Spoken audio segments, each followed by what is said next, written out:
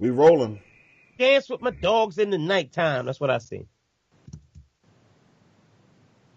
You know, when he said we were rolling, that meant like action. That meant we were live, Lamont. That meant we were live. What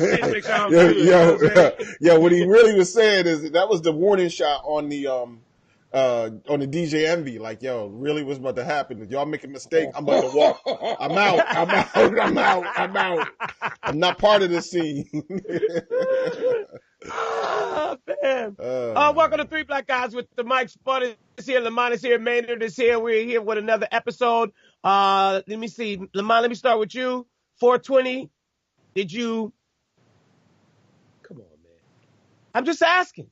Was it sativa? Was it Gorilla Glue? No, was it I'm not Super Lemon Haze? No, I'm not hating on the. You didn't hang out with Snoop? You didn't hang out with Wiz? No. You didn't Everybody hang out that with knows Cory me. Booker. You didn't hang out with nobody. No, I went to the cigar spot. Had me a La Gloria, a little shot of Jack Daniels. Yes, man, I had Jack. One of my homies was like, take a little sip. Yeah, that's good for you. That's good for you. I put the Kettle One down that day, a little bit of Jack, and I just had my La Gloria and let those weed smokers smoke in the back. You know what I'm saying? That's still, because in certain places, it's still illegal. So, you know, some people still out here breaking the law, bro. You know what I mean? And I am definitely not a lawbreaker.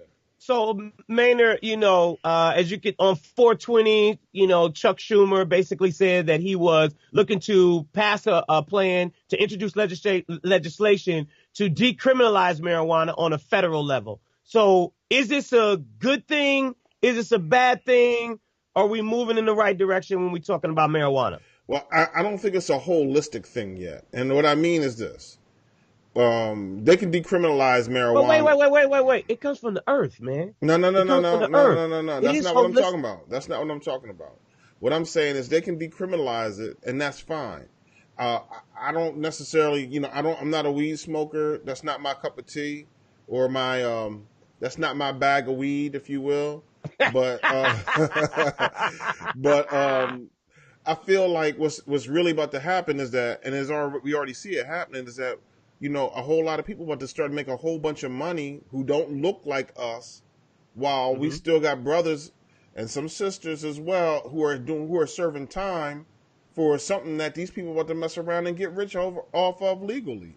And so we got to, you know, so what I'm saying is it's not holistic. We got to start talking about commuting sentences or providing significant leniency, or, you know, anybody who's had to check the box over selling weed. Like, yo, you no longer have to check the box, okay? You know, whatever the case may be, something has to happen. I don't know what the answer is. I'm not no legal scholar, but I think what's fair is what's fair. We can't let people get out here and become millionaires in Colorado and other places, and even New York, selling weed.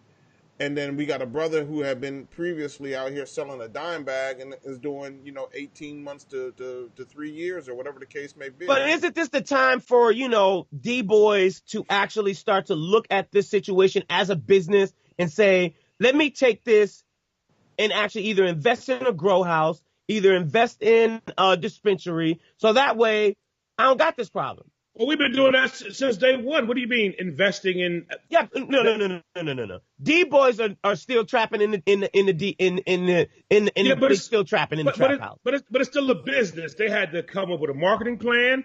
They had to get sometimes it was crowdsourcing of getting some of these people out here that don't got a marketing plan. They were crowdsourcing. I need for some of them to really get a better marketing plan. No, there was. All of the elements of running a business. What part of standing on the corner was a part of the marketing plan? That's part of the street promotions. It's called guerrilla marketing. You take the product straight to the consumer. Right. It's guerrilla marketing. Is it not? Yeah, no. Okay. I wouldn't say it's guerrilla marketing, but I would say it's definitely street promotion. It's promotion. It's street. I wouldn't say guerrilla marketing. Guerrilla marketing, but I mean, you know, let's be honest. Weed sells itself. I mean, nobody out here talking about. Nobody out here talking about. Smoking Reggie's. Don't be out here smoking no Reggie's. That's what I'm saying. See, Maynard, listen. I heard this the other day. There's still some weed smokers today that won't smoke weed unless it has a seed. Mm-hmm. You have some of these. I guess the way that it's grown, and please don't quote me on this. I guess they grow some of the weed that doesn't have seeds, or they take them out, or however it is, whatever it is. Some of them have all these extra chemicals. So the weed doesn't necessarily sell itself because there's so many different varieties of marijuana that's out here now. So again, it's no different than Ford Motor Company. You have these different variations. If you want they don't even make Escorts anymore, but if you want a Ford Tour, they still make Tours. Or if you want a Ford F-150, I don't know. Stop banging on the table. This is how long Lamont has not driven an American car. He don't even know the brands anymore. Do they make Ford Escorts anymore? No, those played out with the escort clubs back in the 80s. Okay. When the escort club died, no. But does it give for, I would think that if you are a young black weed seller, right, that you would say, let me try to take this to a legitimate business so at the end of the day, I don't got this problem in 10 years. But what makes it I'm sorry, man, hold on. What makes it legitimate? See, this week going back to that ICE. Well, I don't get the opportunity to go to jail. I'm not going to jail for me actually selling weed. So then everybody else, like Maynard said, is getting rich off of the opportunity, and I'm still in my mama's basement saying, hey, come get these dime bags with the seeds. So Maynard, from a federal level, it still is illegal to... How does this work? Where I remember reading that you can't take the weed money to a federal bank because under federal law, marijuana is still illegal, right? Right.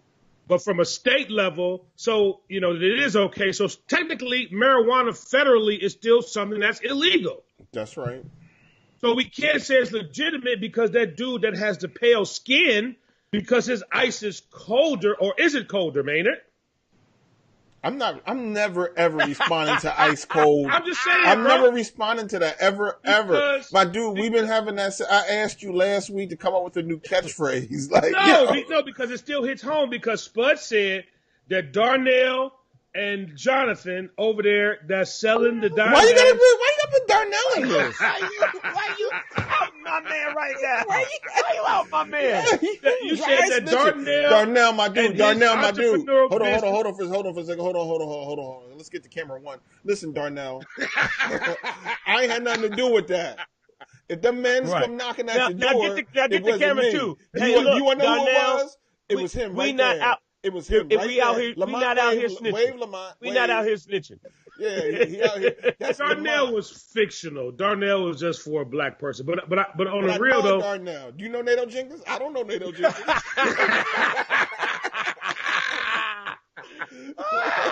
Ain't no white Darnells out there. Ain't no white Darnells out there at all. Ain't no white Darnells. No, but anyway, go ahead, Lamont. No, but I'm saying what you're saying is right though, Spudd, is that because these states are, and they're making a lot of money, a lot of tax revenue, that they're putting this stamp of legitimacy. And in my opinion, it's no different than what we've been doing in our community for years. You know what I mean? So it's like, again, it's another unfortunate thing. And Maynard, you're right.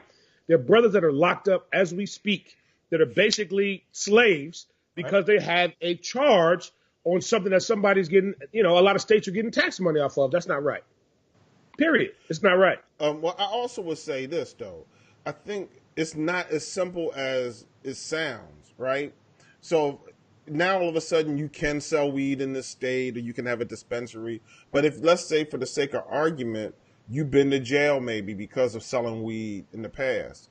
Are there going to be things that they're going to do to prevent you from being able to sell it? Getting it. It's just like getting a liquor license in some instance, right? In many states, if you want to get a liquor license, you can't have a criminal record. So will they be like, yo, you've been to jail, so you can't get a dispensary license, or you can't sell weed legally in the state any longer because you've been to jail? Or are there going to be other kinds of fines and fees that have to be paid that make it cost prohibitive for a brother to come out and do this? So I don't know. I don't know the logistics of it, but I imagine it's not as simple as like I'm about to start selling. Yeah, I would hope that this would be one of those things where the urban community, one, it helps actually black folks as well as that the urban community who is out there selling will actually start to invest in the opportunity for them to be able to make some money. Let me ask you this in regard. Let me go to Lamont.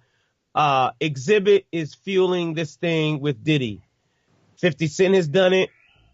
Charlemagne asked him, and now Exhibit is fueling this thing about Diddy and the gay rumors.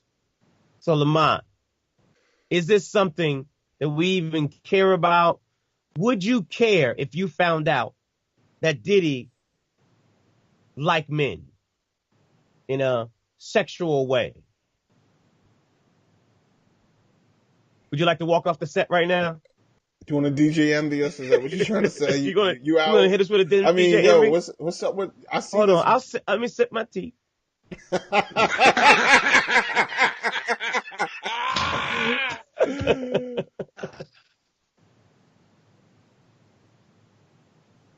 Whoa, there is absolutely no comment. Yo, so Lamont, one time in the past, let me ask this question, man. One time in the past, you worked at Bad Boy or was that Uptown, or what was the deal there? I was at Uptown. I didn't work at Bad Boy. Did Uptown. Did your paths cross with Diddy? With Puff? Yeah. With Sean? With Yes. Sean? Okay. Yes. And it was always 100 as far as that's concerned. Oh, I mean, this sounds like a setup. No, in terms of don't me. Go down this rabbit hole. No, I'm just saying, like, and here's what I will say is that someone in there, we were just having this conversation before we started the show. Someone in their 20s and 30s is probably going to be somebody that's going to be different in their, late 30s, 40s, and possibly early 50s. You know what I mean? And I'm saying for me, I never saw any of that kind of behavior. You know what I'm saying? So. Well, I guess, from Wendy Williams all the way up to now, this has always been. It's always been in the world, right? I don't care. I guess the question is would you care if you found out and Diddy came out and was like, I'm out the closet, here I am? Would that stop your admiration for Diddy? Lamont, he's not saying that Diddy's gay. He's asking. I didn't say that. I'm just saying hold on. Exhibit is out here fueling the rumors. Hold on. Let me ask this question then, Lamont. If you found out that... I'm sorry, is this interview Lamont Day? I'm confused. Let me ask this, because you ain't answered. Hold on, let me finish. If you found out that Superman was gay, would you be like, I can't be a Superman fan no more? If you found out that Marlon Brando and Richard Pryor really had watch The Godfather anymore. Slow that down. We ain't we ain't gonna. Wait a minute. Quincy Jones said that Richard Pryor and Marlon Brando was out here crossing swords. We all love The Godfather. Would we not watch? Not that he's gone to glory at this point, but would we not watch The Godfather anymore if we knew that? Would you not watch JoJo Dancer? Live on Sunset Strip? Lamont, come on, man. Just say something. What you want me to say, bro? I want you to answer the question. Yes, okay, listen. There are two answers, yes or no. Here's what I'm going to say, because this is the part where the social media drama is going to start for us.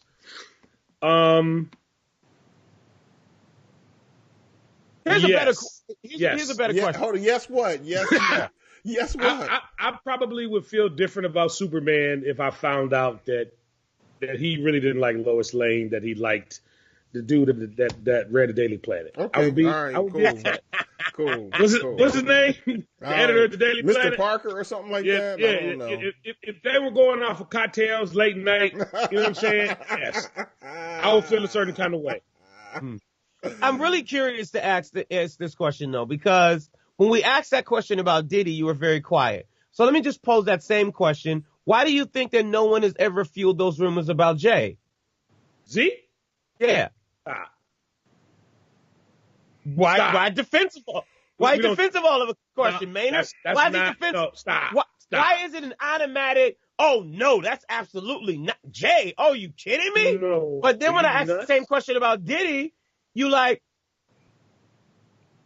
Well, here's what I'll say. Hold on, I'll say this. Lamont knows something. Right. Oh yeah. You know something. You know. You done heard something. Well, here's what I'll say. I think that some people's behaviors are different than others. Some people I think were raised different than others. Some people just have different outlooks on doing certain things. Give you an example. So I played sports at one time, right?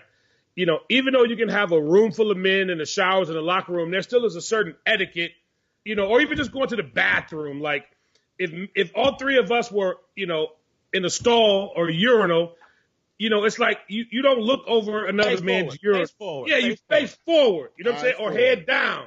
Don't piss on the floor, head down. You don't look at another man, or peeking over. Some of that stuff you just don't do. So I think what I'm saying is that, those are some of the man laws, and everybody's man laws are different. So you are saying that you, Diddy, and Andre Harrell were at a stall. No. Yo, And so hold on. somebody looked Was over. Andre on the right and Puff was on the left and you were in the middle? Listen. And somebody looked over to see Let me look at the camera. Let me look at the camera. Because one of Dre's brother actually pays attention to this podcast. There's no way that I'm saying that me, Andre, and Puff were in the stall together. I didn't say that. Okay, y'all weren't in the stall together. Were y'all anywhere else together? No. Okay. I wasn't. No. All right. Maynard, what are your thoughts? Well, I mean, I feel like this, man. I feel like the boy Puff probably has a lifestyle that he enjoys. We're not privy to it. He's a phenomenal mogul in the hip hop industry. I wish he would get back into really making music with artists out here, instead of stunting and doing all kinds of weird things. But he's been good for the urban community. He's been good for a lot of black artists, and what he does in his bedroom, it's none of my business. I just don't like the fact that that cats will hide. Like, yo, man, just come on out. Be who you are. It's fine by me. I don't have a problem with it. That was great. A great textbook answer. Thank you. I was really going to ask, did somebody write that? Or was that one of those? That was so politically That was correct. one of those, if somebody asked me this question, I already know the answer. Yes. Did you already have that? That was good, man. I'm saying, bravo. Well, I mean, because I've been asked about certain black guys, and I have had to say that. Which one of, Good job, man. Good job. which one of those black guys? Nah, the top or the bottom, or the left or the right? Which one of those black guys I'm curious. did somebody ask you about? That's what I'm curious about. Kidding. But no, I mean, at the end of the day, we got to recognize this, man. Let's be honest. There are lots of people out here. First of all, for years and years and years, we've watched movies or listened to music or whatever the case may be, and there have been gay people that we watched on in films. Be whoever the boy that played Doogie Howser. Neil Patrick Harris. He's gay. Okay. I didn't watch Doogie Howser. We didn't do that. Whatever. Yeah, but look at Kevin Spacey, right? Nobody knew that. Nobody knew that. I didn't know he was gay. Until he came out and was like, "Yo, he was gay," and we were like, "Yo, okay, who knew?" Right. But Usual Suspects is still one of my favorite movies. I love Usual Suspects, and it's a great movie. And him being gay doesn't change how I feel about it. It's a good movie. Or whatever. All the old dudes like the Rock Hudson dude. You know what I'm saying? Them old movies. Just because he was gay and then wound up having AIDS and unfortunately passing from AIDS, that doesn't mean that the work he did before when he was a star in Hollywood changes. so, I mean, Lamont, you've been in the music business all your life, so it's against the rules basically for somebody who is homosexual to come out as a gay rapper. That's just frowned upon. Period. What Maynard basically saying is that, look, if that's your thing, come out, be who you are. That's not going to be accepted in hip hop. I think in the urban space, not just hip hop, I think in the urban space, it's looked at just a little differently. That's it. R&B probably is a little bit differently because here's my question. How did you feel when you heard that Teddy Pendergrass had a... Wait a minute. Now we get Let me say this now. Hold on. Now we get to Philly. It's a little different. Hold on. What? First of all, shout out to Teddy and the legacy. Yo, Teddy is dope. So, let's just... Right, but what I'm saying is, Teddy Wait a minute now. Okay, I'm still... can I speak? No. You can't talk about Teddy Pendergrass. Why not? It's Philly's own, baby. Watch it. Why can't we talk about DJ Mr. C, but we can't talk about Teddy Pendergrass? I don't have no friends named Mr. C. I don't know no insurgents. I don't care about that. All I care about is when you talk about Teddy Pendergrass, he's legendary. Now, And it's Wait, Mr. C ain't legendary? It's alleged. Let me tell you something. Okay, let me say this about C, and we'll get back to Teddy in a minute. But you're right about C. Mr. C ain't legendary like Teddy Pendergrass. Oh, wait a minute. Wait. Teddy Pendergrass, my dude? I know Maynard, but hold on. Come on. No, Teddy was an artist, but you have to understand what Mr. C contributed to hip hop. I know. I know what Mr. C contributed, but you have rode the jock of Big Daddy Kane since we started this podcast. Am I not right? I've never rode a jock. You held his jock. I've never rode or you said a Big Daddy Kane is your number one. He's your this and Big that. Daddy Kane is dope. But this is and this is what I would say. Nobody ever paid to see Mr. C on stage. Millions upon millions of nobody's ever paid to see Mr. C. No, Spudd, you know this for a fact. If they said, "Oh, we got a concert and the headliner is Mr. C," nobody would ever have shown up for that. Name one. Spudd, Mr. C ain't Mr. C got an album that's a Mr. C album? But Maynard, you still talking apples and oranges, bruh. That's right. He's talking apples and oranges. Teddy Pendergrass is a sexual icon for women in America, and he's an amazing man. And I think y'all need to leave Teddy Pendergrass out of this damn conversation. And men in America. Allegedly. So, it ain't been proven. Wait, I'm confused. So it's okay for someone to allegedly call Puff Daddy a what do you call him in Jamaica? A bati boy? Is that how they pronounce it? Bati boy. Right? Which is a derogatory term, right? Yes. But when we say the same thing about Teddy, you get all uptight, you start swiveling in your chair a little bit. I'm confused. Is it not the same thing? Okay? Now, what Spudd said about C, and again, I'll say it again, I know Mr. C. You feel what I'm saying? And I'm not going to lie, I felt and still feel a little certain kind of way about what allegedly I heard happened. So let me ask you a question. So do you invite Mr. C to a barbecue? Mr. C come to your house? We're not cool like that. Anymore. We wasn't never cool like that, like you coming to the house. Like everybody still can't come to the house. Okay. But when I saw him when he had records, Fab can come to the house, but Mr. C can't. That's a little different. So you can swing on your girl. Well, all of our granddads, unfortunately, we don't want to admit it, but granddad probably used to put a two-piece on grandma. You know what I'm saying? Whoa. What is he doing? Right. I'm just saying.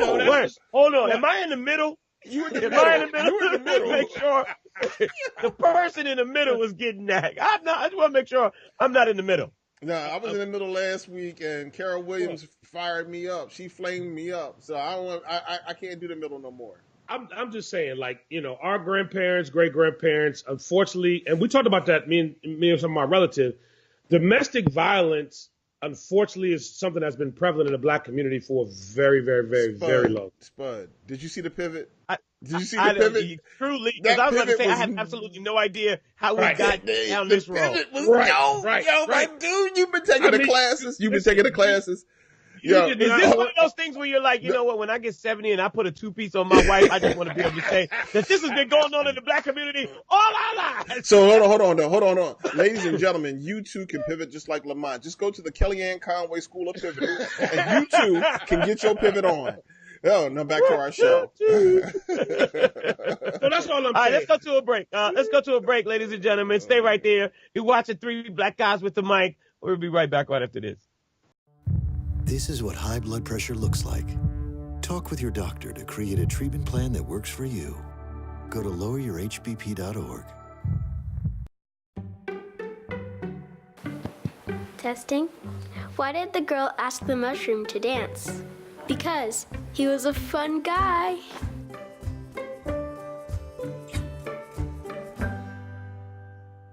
Welcome back to Three Black Guys with the Mic. I just want to say, because I know that many of you sent this out in the show notes, there is absolutely no way in the world that LeBron James is going to go out in the first round. It is not going to happen. There is no way that Cleveland is good. No way. There's no way. It's 2-1, my dude. I know it's 2-1. It's LeBron, bro. What are you talking about, man? Yo, I'm saying, man, it's not looking good. In fact, It's not going to happen. There's no. Did you see when LeBron won? They were already down 3 games already. Right. There's no way that LeBron is going to let this happen. He's too good of a player. Oh, you doing one of my moves now, Maynard? I'm saying, did it freeze? I know it ain't no freeze, no freeze. I love LeBron James. I think he's easily one of the greatest players of all time. He's probably the best player in the NBA today. But the supporting cast he has right now in Cleveland is Didn't he pass Michael Jordan's record? I mean, so a couple of weeks ago, I thought he passed Michael. I'm sorry. No. Spud. Is that a yes or a no? That's the record that record don't count. The record that counts is. Wait a minute. Why would that record not count? The only record right that now, counts LeBron James is not the best basketball player of all time? No, he's not the best of all time. No. Man, get out, Mo. You know what? Over who? Over who? At least 2 players. At least 3. Oh, wait, Will Chamberlain? You know, he about to say Dr. J. Bill Russell has 11 titles. Michael Jordan got 6. Kobe Bryant got 5. And all 3 of those cats dominated their position and exhibited prowess in the NBA that they played in. I mean, it is what it is. I want Michael Jordan. I want LeBron James to be the greatest player of all time. I like LeBron James. I like his personality. I like how he carries himself on and off the court. But, I mean, you can't. Facts are facts. 6 rings is 6 rings. Michael Jordan's that dude. Okay, but let me ask you this question. And Spud, just please forgive me. When I always hear people talk about rings and championships, in order to get a ring or a championship, you have to have an ensemble of players, correct? No. Tell me, hold on, Lamont. Tell me this. So you say that Michael Jordan got all those rings by himself? Yeah, I mean, he and Scotty. I mean, think about this. So your man made the line. Your man made the line. Y'all can't ball like Chicago. The question was, hold on. He's the greatest player. Yo, real talk. The Chicago Bulls lineup after Pippen is 3 cats named Mo. But it was still more than just Michael Jordan. I'm saying. Yeah, so LeBron's got. Okay, so stop. LeBron got the boy that they just got from LA. That boy is dope. Hey. Bring it down. Bring the blood pressure down. Listen. The question was he the greatest player, not part of the greatest team? No. So let's take the rings out of the mix. No, you can't. Right? Because at the end of the day, because listen, this is the thing. At the end of the day, the only thing that counts, we don't pay a player to come to a team. So Allen Iverson was not a great player in the NBA? He was a great player, but he can't be one of the greatest players in the NBA. He don't have no goddamn ring. But he can't. Does he have a ring? No, he doesn't. Does he have a ring? And he can't be. I didn't say that LeBron wasn't great. I said that there's probably 3 players greater than him. There's 3 greater than him. Yeah, but you use championships as an example of why they were great. The chip is what we play for. At the end of the day, we don't play to be. There's no participation ribbons in this. You either win, like they said, you win or you go home. Well, all right. Well, Dad. I'm just saying. All right. I'm just saying. You gonna hit me with a juke right now? You gonna put 1 up? Put a 3 up? Hey man, I got 2 words for Maynard. You ready? No. Teddy Pendergrass. How about that? You don't want to talk about the ice no more? We're gonna talk about Teddy Pendergrass. How about that, playboy? Look, man. Teddy Pendergrass is a legend. And he got millions of records sold. Leave Teddy Pendergrass alone. He ain't done nothing to nobody or no transvestite that we know of and I'm pointing at you. I'm pointing at you. Right in there. I'm about to DJ envy you, Lamont. But it's all right. I mean, we still go see Eddie Murphy movies. Whoa. I mean,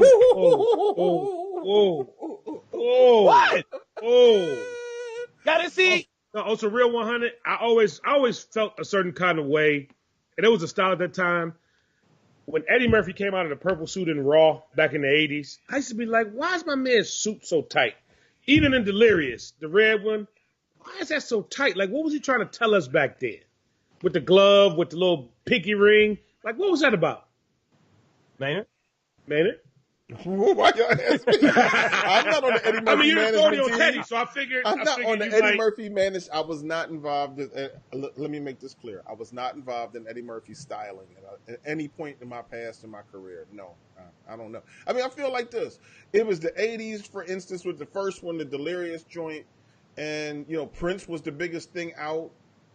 And maybe he was trying to be like Prince. I don't know. He was trying. I know one thing. He had, at least with the very first one, he had just become a rock star, Eddie Murphy. He had just kind of ascended to that status. Before then, he was funny. He was Saturday Night Live funny. He was, ensemble funny. Like, there'd be like 8 comedians and he has a slot in the show. But now he's at that point, he had his own HBO special. The HBO specials right then were just becoming a thing, and he had achieved rock star status for a comedian. So maybe that's what rock stars do. They wear leather. I don't know. I mean, I think this is Lamont. You've been in the music industry forever. When it happens, when you sell after you sell like 1.3 million records, don't they just like give you a leather outfit?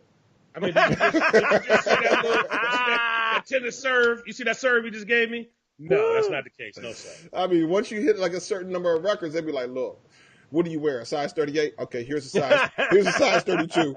Squeeze into this, put some Vaseline on your body and squeeze into this. I mean, I've never seen Jay in a leather outfit, so no, we good. No, not everybody's not like that. All right, I'm just jealous. I want to segue into voting because 2018 is coming up. We all know that, the midterm elections are extremely important, and then it's going to be followed right back with 2020.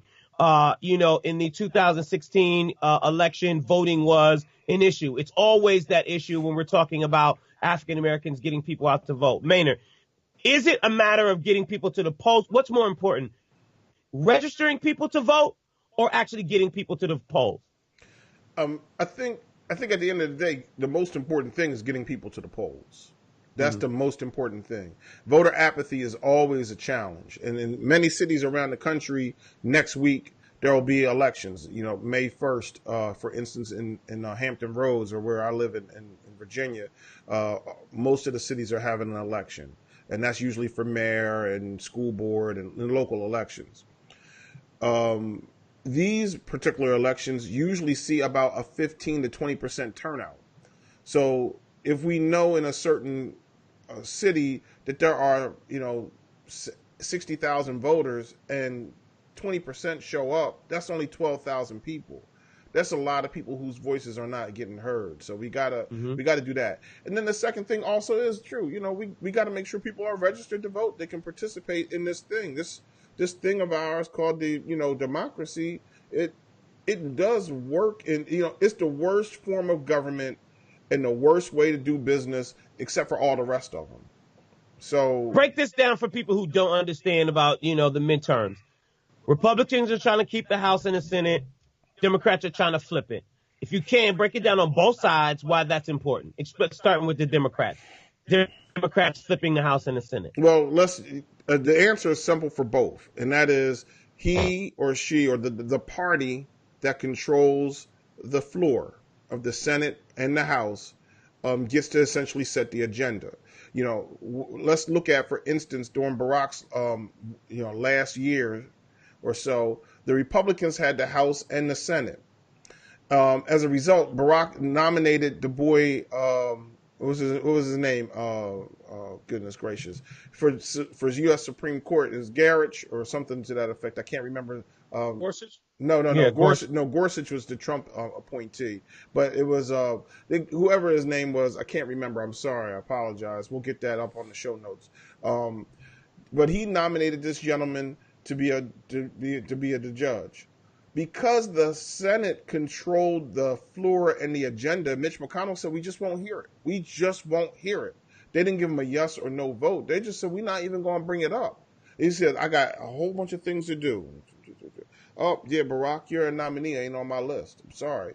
So that's one thing. You get to control the agenda. And then the next big thing is you also get controlling interest in every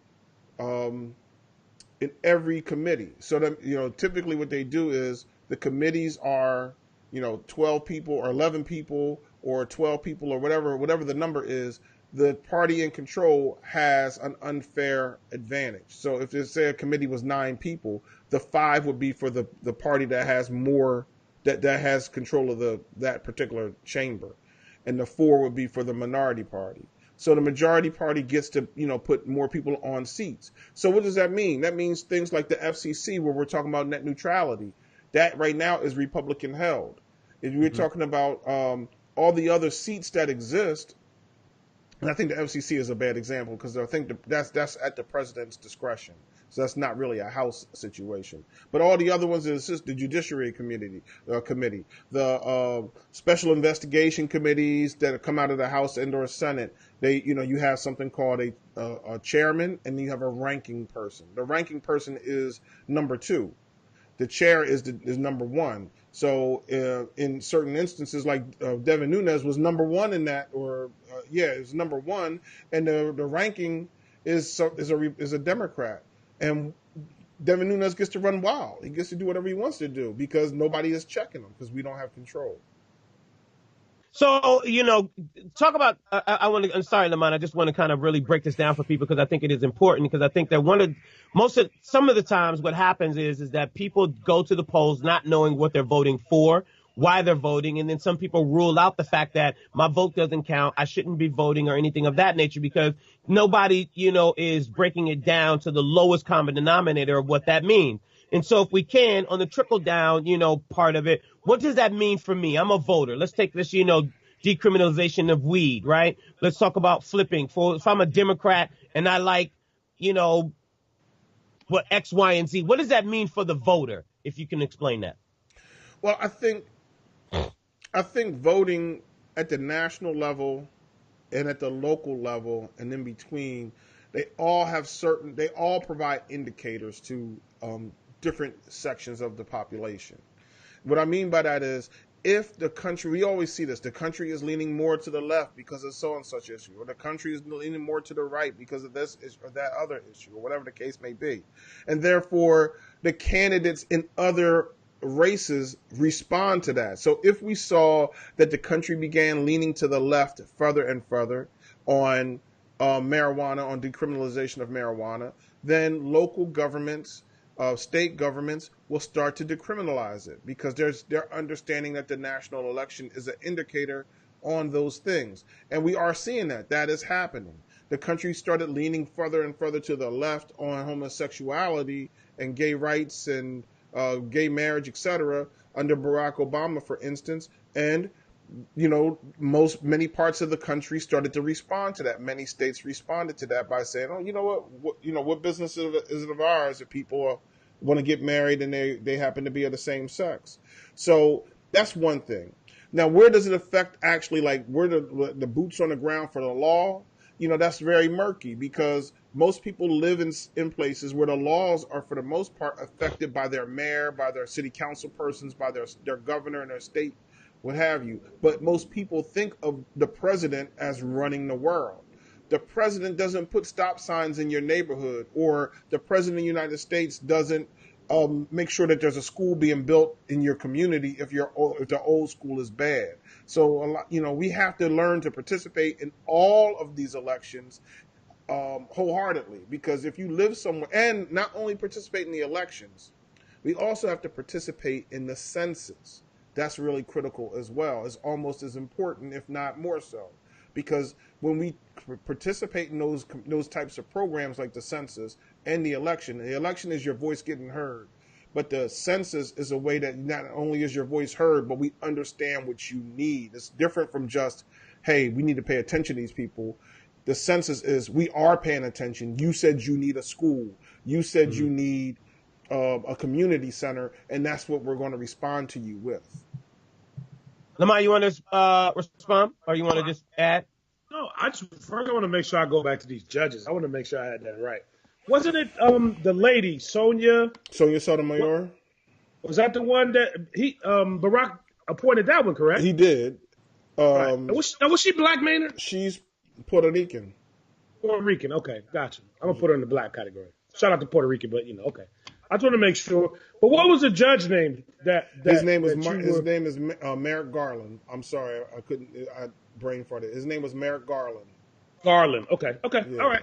I just want to make sure I got that Yeah, right. it does get a little confusing because Gorsuch, Garland, both with a G. You know. Right. Okay. Cool. My apologies, America. I should be up on that. I should be up It's on all top good, of stuff.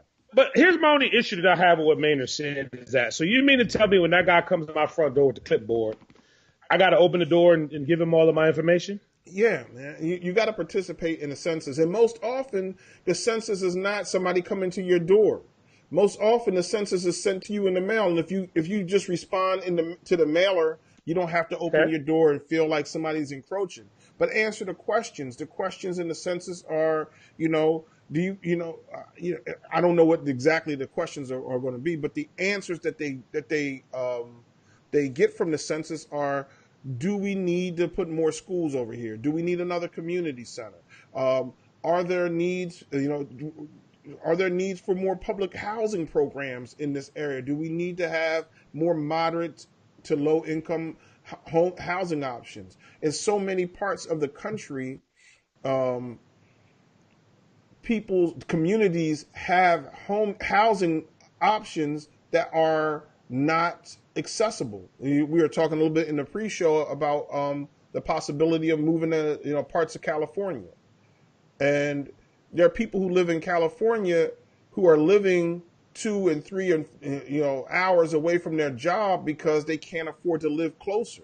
Mm-hmm. At the end of the day, you could live in New York City, and who has moved the minimum wage up, and to like I forget what they moved it up to, is it $15 or something like that? You could work at McDonald's and have a job that you're doing your level-headed best at, but you still can't afford to live in that city on that salary.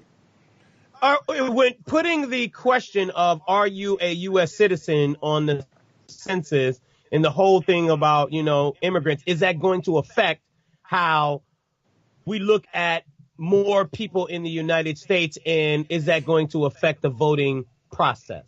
That makes sense. I don't think it's going to. I don't think that part affects the voting process. But what it will do is it will affect participation rates in the census. People who are going to have to answer that question will be afraid of that question and therefore not answer and participate. Mm-hmm. The downside of participation is this: we have to participate so we can know.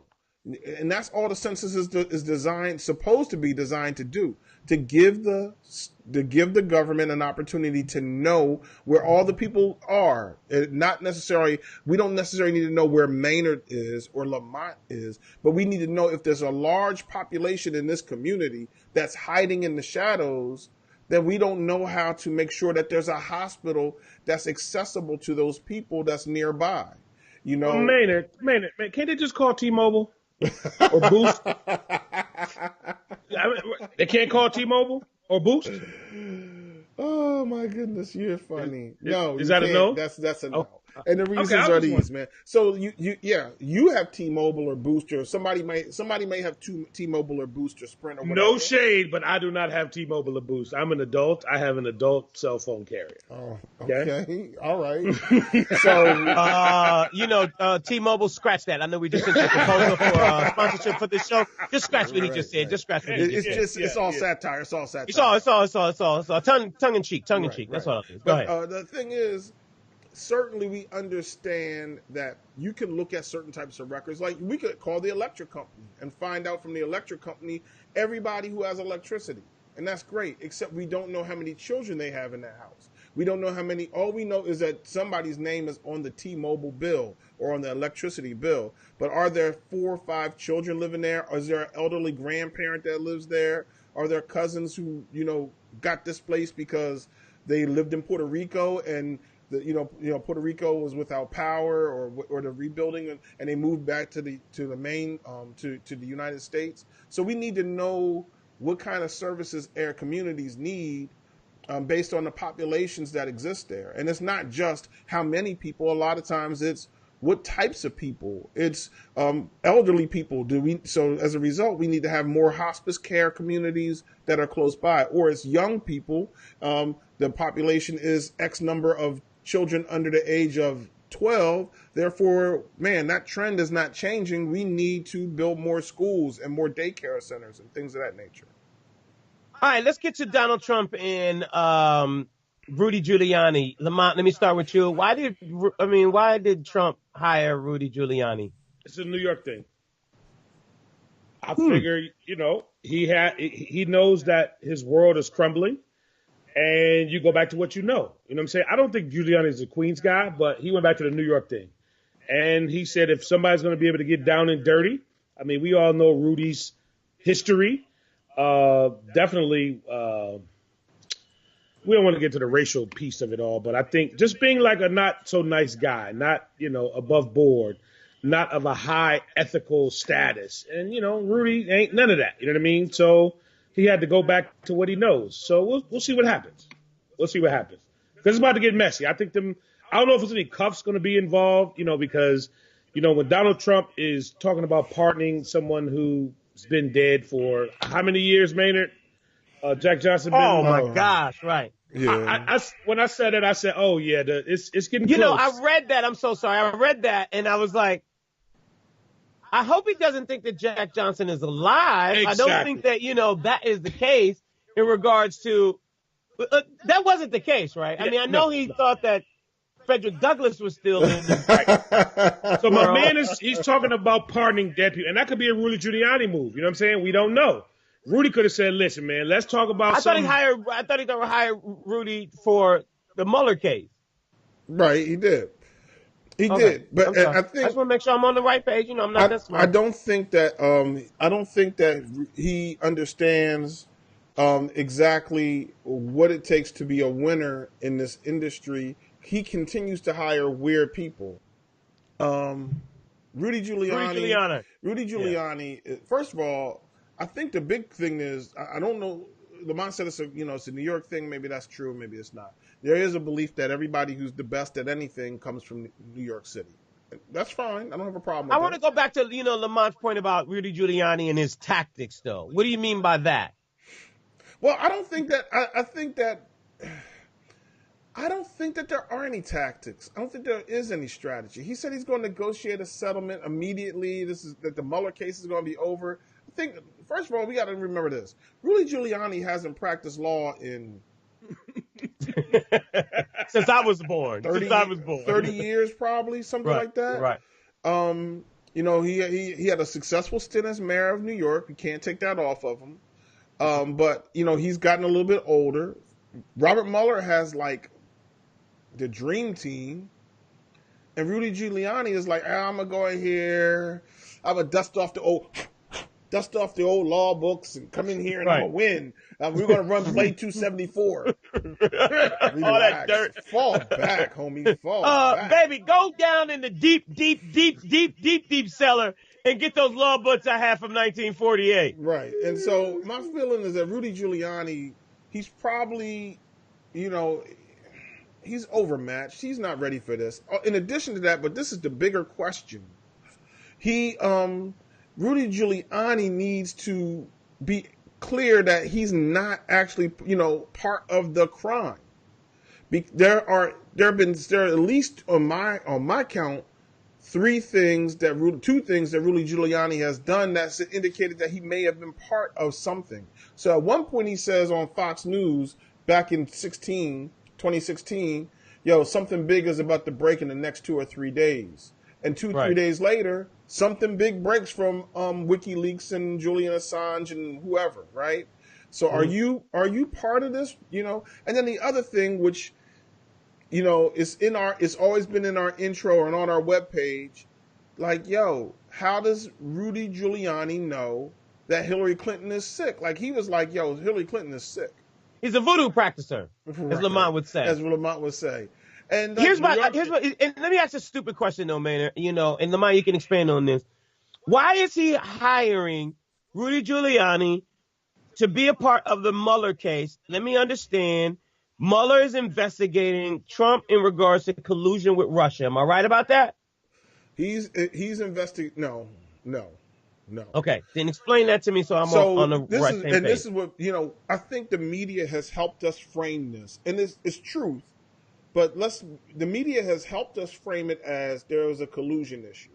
No, the answer really, truly is Russia interfered with our elections. We just want to get to the bottom of it. And if collusion happens to be a part of it, then so be it.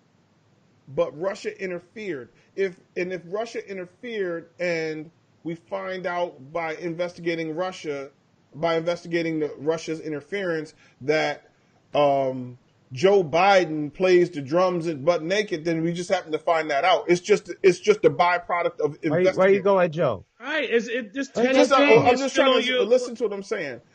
You just have to understand that there are tons of byproducts that may come of this. We're investigating it. And what happens is Donald Trump has been implicated in this thing.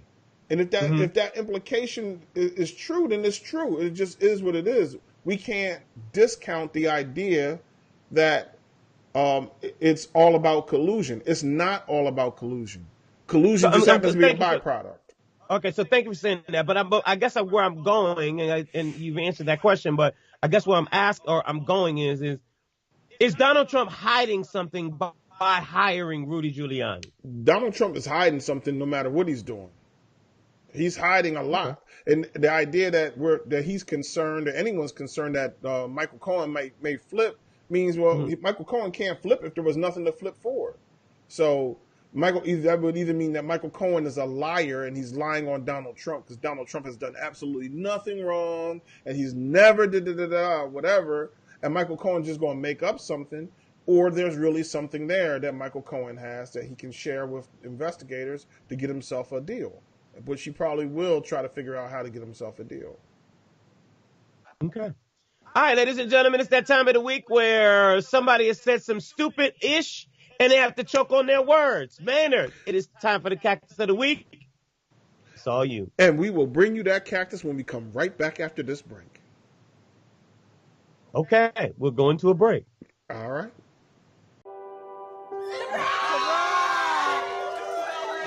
I see the future is really bright for me. The high school diploma is just added to the confidence, and now I feel unstoppable. Find free adult education classes near you at finishyourdiploma.org. Oh, thank you, everybody. Y'all still there. God bless you, America. At least Lim and I are. Oh, okay. And everybody in Jamaica and Puerto Rico and all the islands and people who want to call me a Sambo, thank you. I appreciate it. You giving a cactus to them? No. Whoa! No. The listeners, the people who love us, the fans, even the fans who hate us, they never get a cactus. We celebrate Even the lady that called you a Sambo? She called me a Sambo, but she don't get it. They call you a Sambo. Carol Williams. And God bless Carol, because you know what? It's important that we got people out there letting us know when we're getting it right and we're getting it wrong. Now, I disagree with her, and I think she, But which part? With her comment or that you're a Sambo? Yeah, we are. All of the above. All of the above, my dude. All of the above.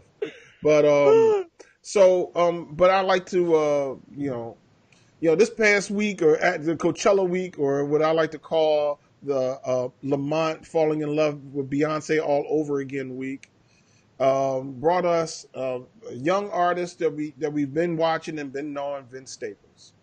Vince came out that week of Coachella, and in one of the interviews in Coachella, Vince said R. Kelly is a pedophile.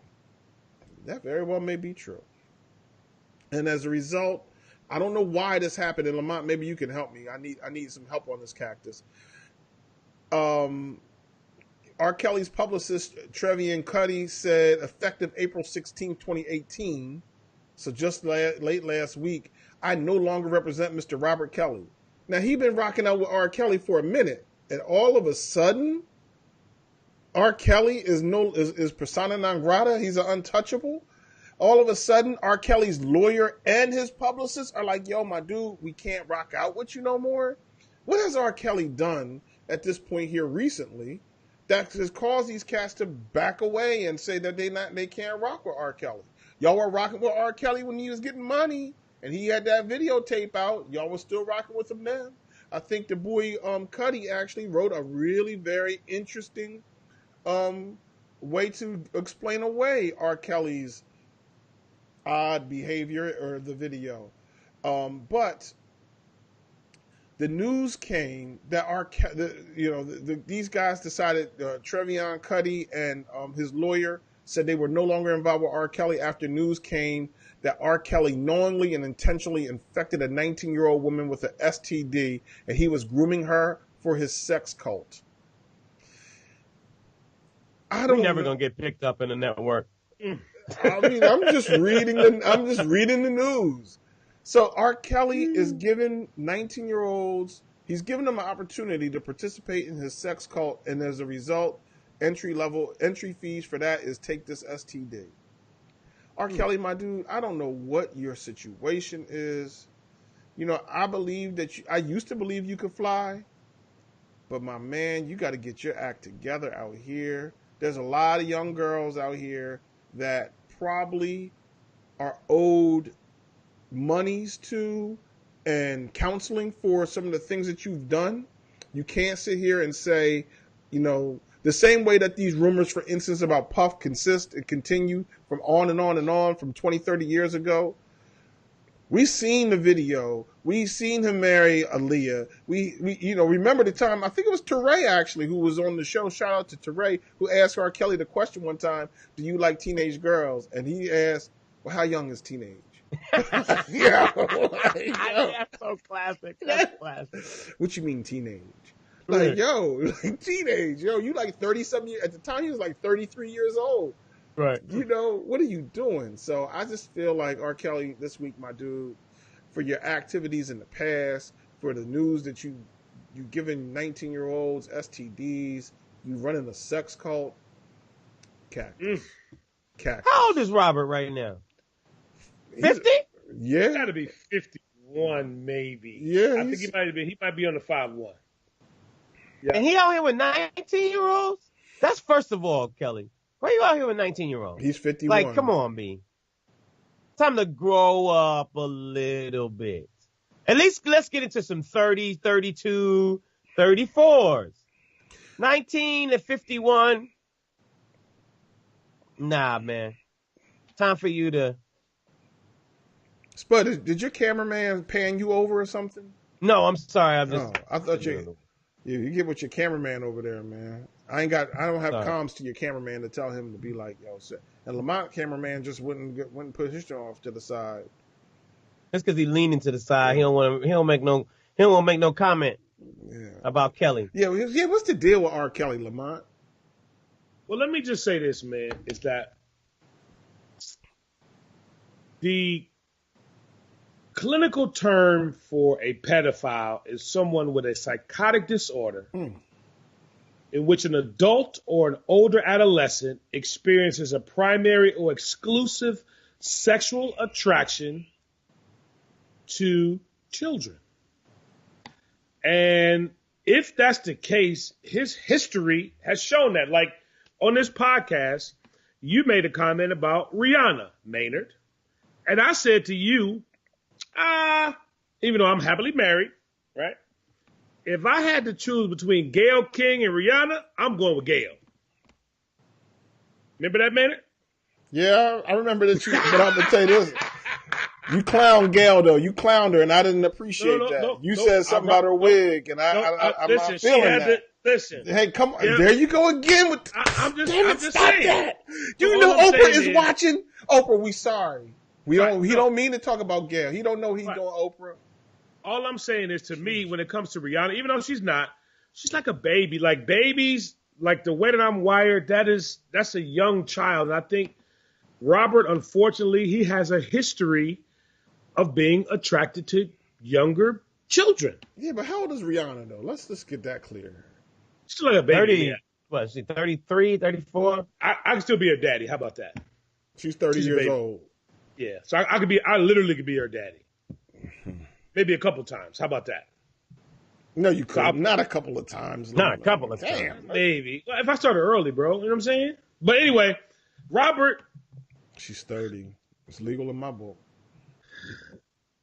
What you want me to say about Robert, man? Yeah, who was it that used to rep Robert that used to come to the G? George Daniels. George and Regina. Yeah, no, but they used to send old boy in. Brian Harris. Brian, Yeah, Brian Harris. Brian. Yeah, shout out to Brian. He was. That's his man. Yeah. He still rock with him. He do because when the first came out way back and he was on trial and it was I guess that was 2000 2001. Brian was like, nope, R. Kelly is about to make a hit record. I don't care what y'all say. Yeah. Benny Pugh used to do the same thing. About who? Not about Robert. No, about Kiki Wyatt though.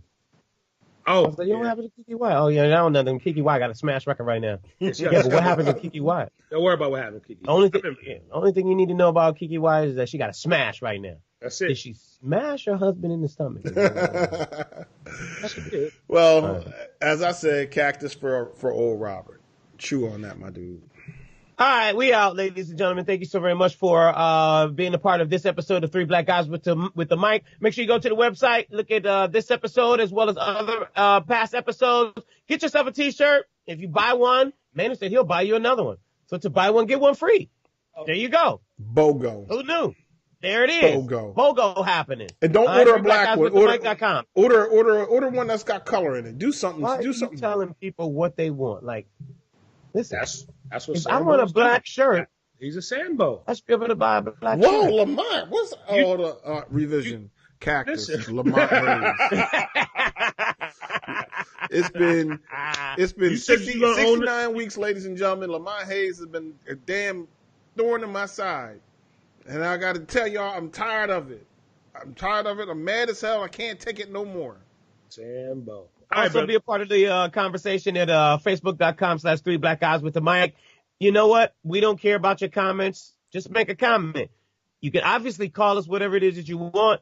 No. And the guy in the middle will accept it. Maynard will. Don't call me no Sambo because I'll block your ass. How about that? That sounded so thugged out. I'll block your ass. I will block you. How about that? He sounded like We'll do it again next Tuesday, man. Make sure you share this episode and further previous episodes of Three Black Guys with the Mic with your friends. We'll do it again next week right here on Three Black Guys with the Mic. Holla.